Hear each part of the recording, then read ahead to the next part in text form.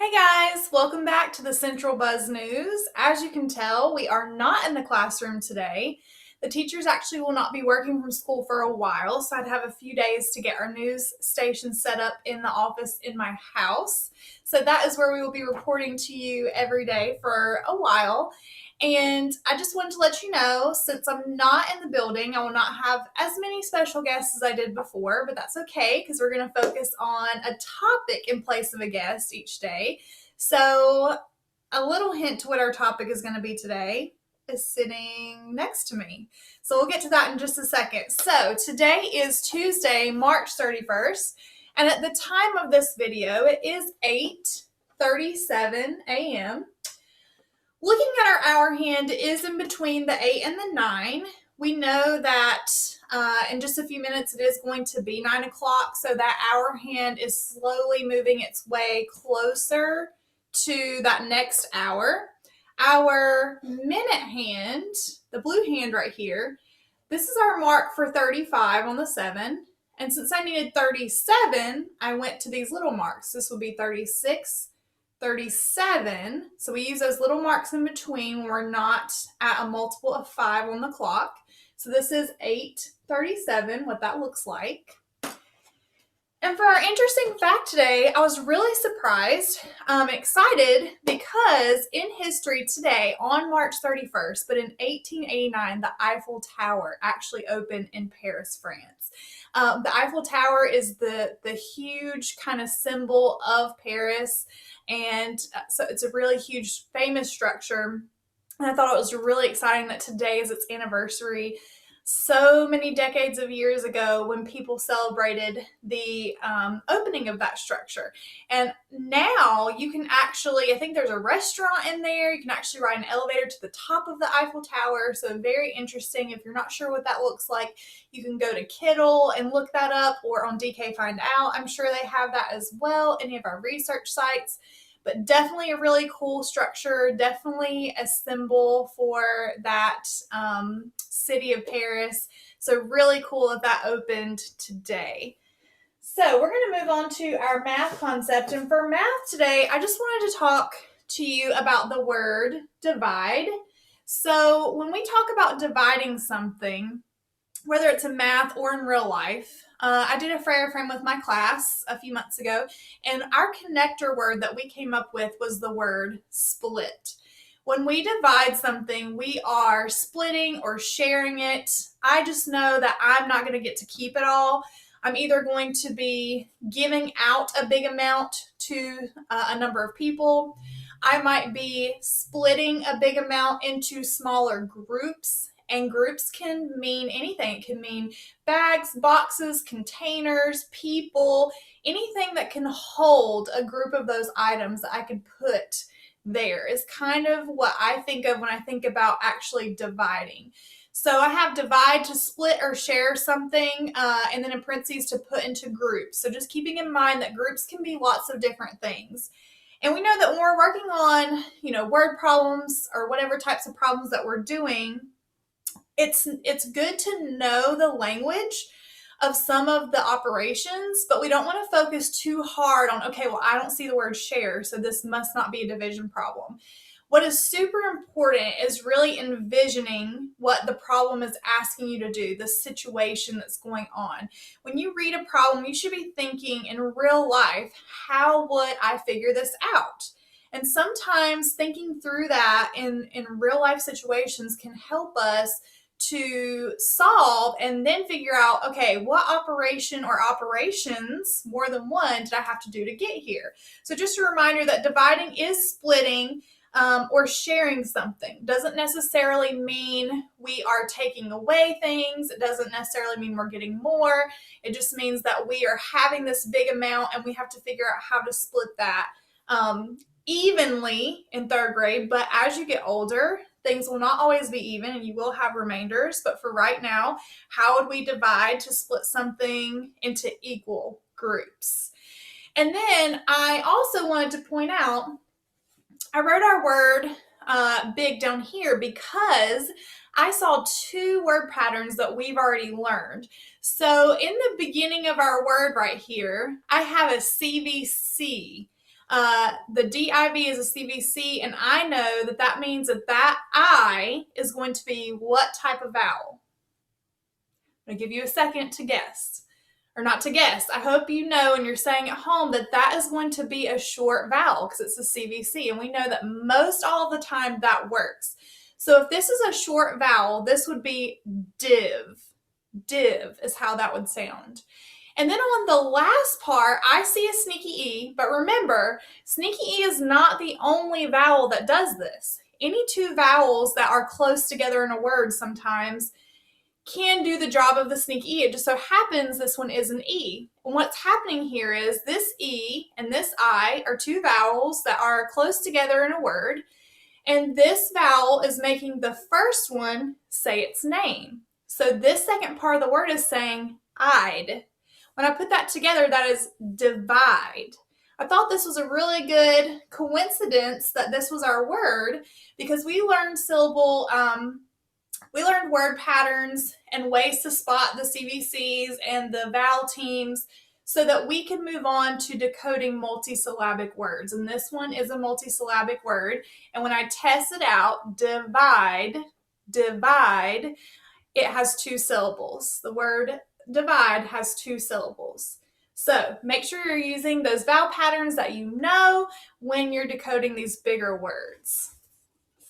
And before we move on, I just want to read an example to you, and I'm actually going to do it here with you.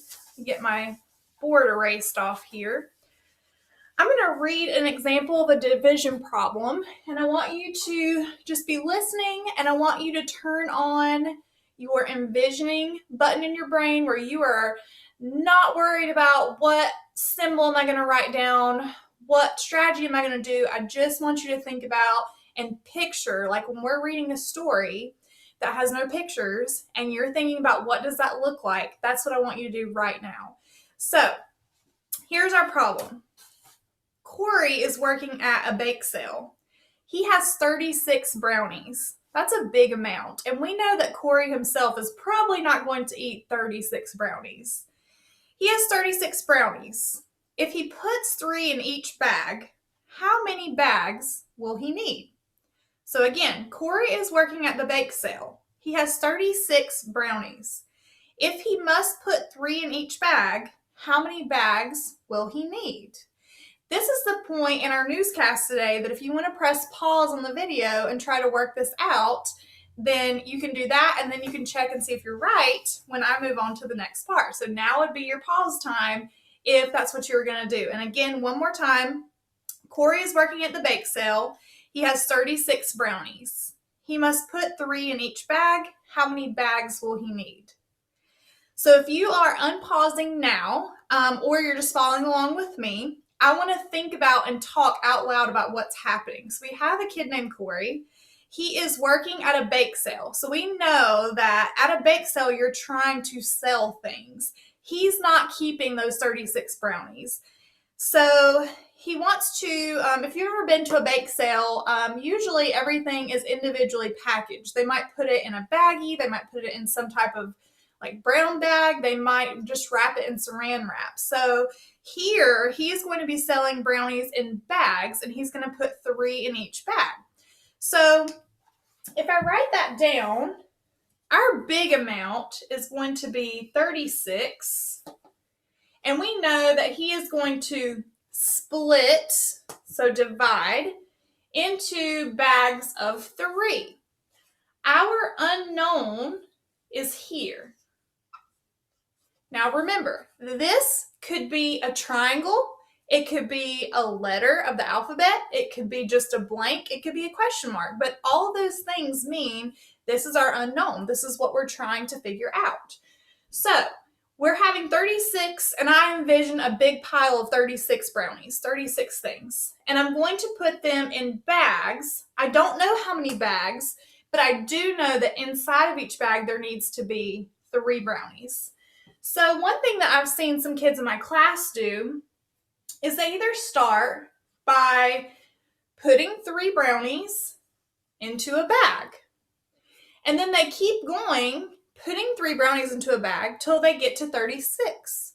Some other kids also who don't want to draw all the marks, who are really good at the multiple of 3, they might put the number 3 inside of a bag. So if I do that, I'm going to keep going until I get where I need to be. Well, if I start here, 3, 6, 9, 12, I don't have enough yet. So I'm going to add some more.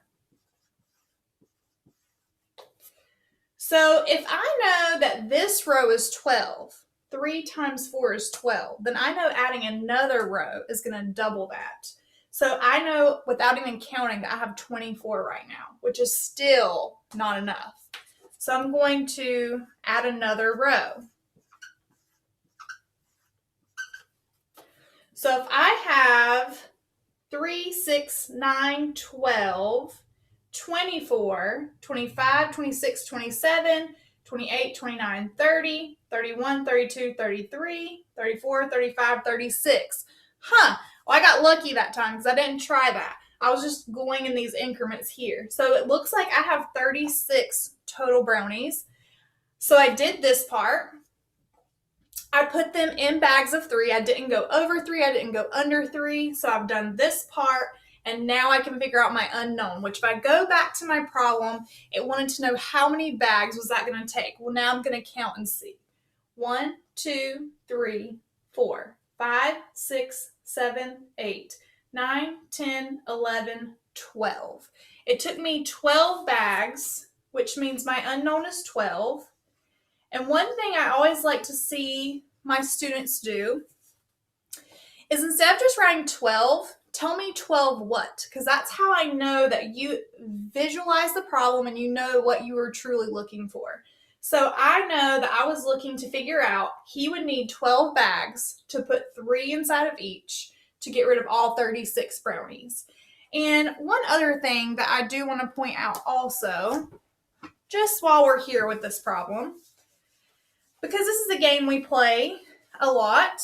So if I figured out that 36 divided by 3 was 12, another way I could have done this is I could have flipped this to multiplication. So I could have took this small number, 3 times something will give me 36. And I could have counted groups of 3 all the way up to 36 and got that same number. So just remember that multiplication and division have that relationship where they can be flipped, and you can actually, if you know some of your multiplication facts, that can actually help you solve the division facts without having to do a lot of work. So that's our example for today.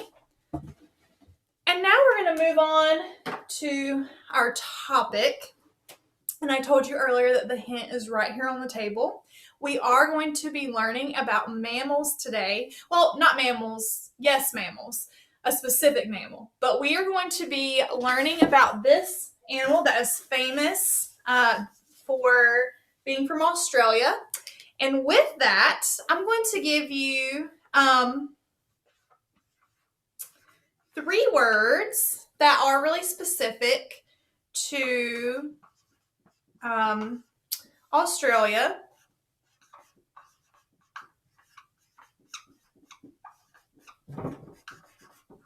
Because you'll need to know these words in just a second.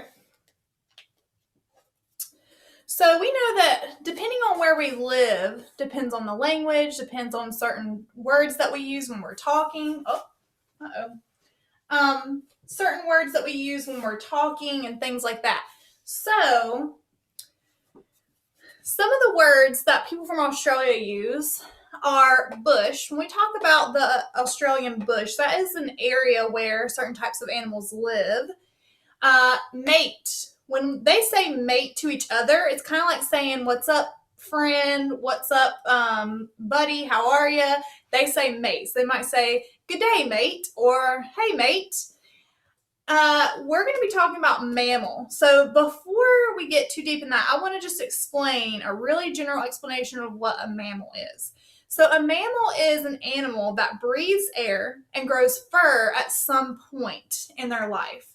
There are other details as well, but those are the main ones I want you to think about when you're thinking about what a mammal is. And you might be thinking, what type of animal doesn't breathe air? Well, think about the animals that never come out of the water, that are always breathing underwater. Those would be a separate set of animals. And today we're going to focus on the mammal, like I said, that grow fur and breathe air. The next thing I want to talk about is a marsupial, and that is actually what our animal today is. So if you don't already know, this is a koala bear. I think koala bears are so cute. They're one of my favorite animals, and they are actually a marsupial. So a marsupial is an animal that grows or protects its babies in a pouch. So right now, our koala bear's baby is big enough to be out where the mom is holding it, or the baby clings onto its mom's back. But try to think of another animal that has a baby in a pouch. I bet you can guess at least one, the one I'm thinking of. And we're going to see if you're right in just a second, because I actually have a book that I'm going to show you today.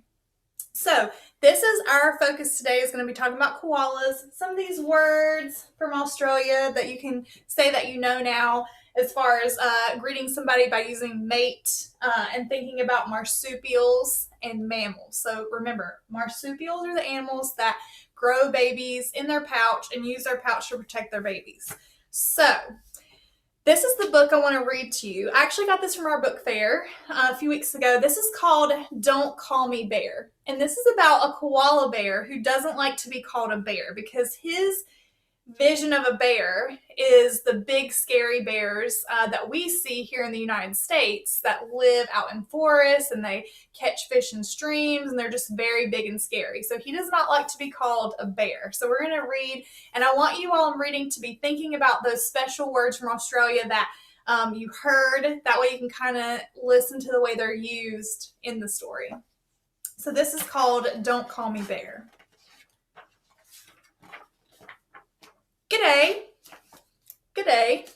My name is Warren, and I've got something to share.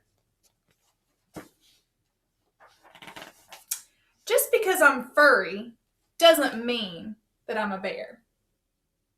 And then over here it has bear, not a bear.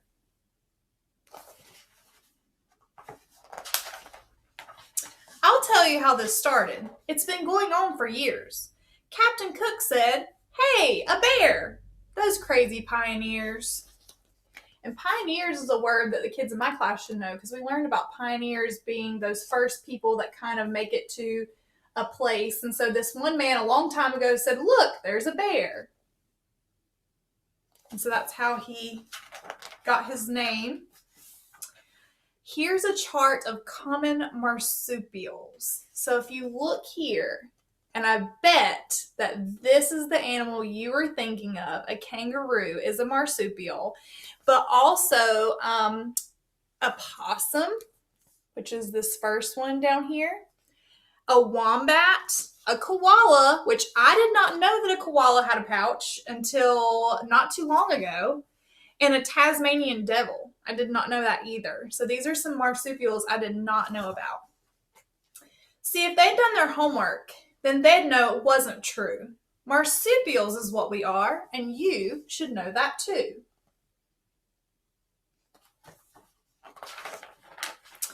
But if I got $1 every time you called me bear, I tell you what, and no mistake, I'd be a millionaire. Australia doesn't have bears, except some at the zoo. You can find bears up in Canada and polar regions too.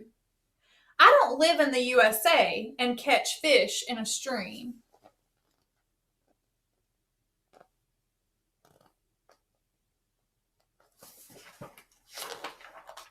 I'm not some 10-foot grizzly bear who makes the campers scream. So I have a gutful, and I'm sorry if I shout. I'm not a bear, I'm really not, and I need you to sort it out.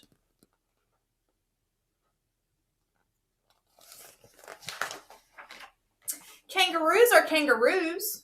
You don't call emus chooks, or that's another word for chicken. A platypus is not a duck, even though that's how he looks. But why am I so different, pal? Yeah, what's your little game? Why am I the only mug you don't call by his name? I love how on the toy bin right here he's marked out bears. Toy koala. Why am I the only one in the whole entire bush? You may not be a bear, mate, but you look like one, so...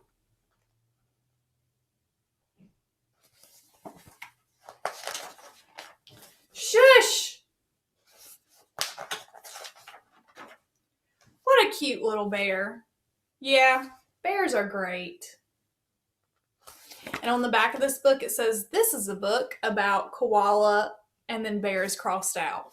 So those are just a few things that I told you before about marsupials, specifically being our koala. I hope you learned about some new types of marsupials that maybe you didn't know had pouches. And I'm going to send a link for DK Find Out on koalas. You can actually go there and find out some more information. They actually have a short quiz that you can take on your knowledge of mammals in general. So you can try and see how good you can do on your knowledge of mammals. And again, remembering that mammals breathe air and they grow fur at some time. So I'm going to send that link.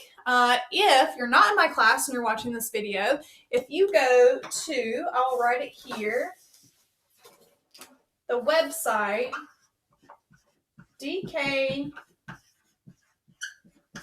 Find Out, if you Google that, and in the search bar in the top, if you will type in koalas, which is spelled like that, then you can look up that page, learn a little bit more about the koalas, and take the mammal quiz. So that's all for today. Thank you guys for watching, and I'll see you tomorrow.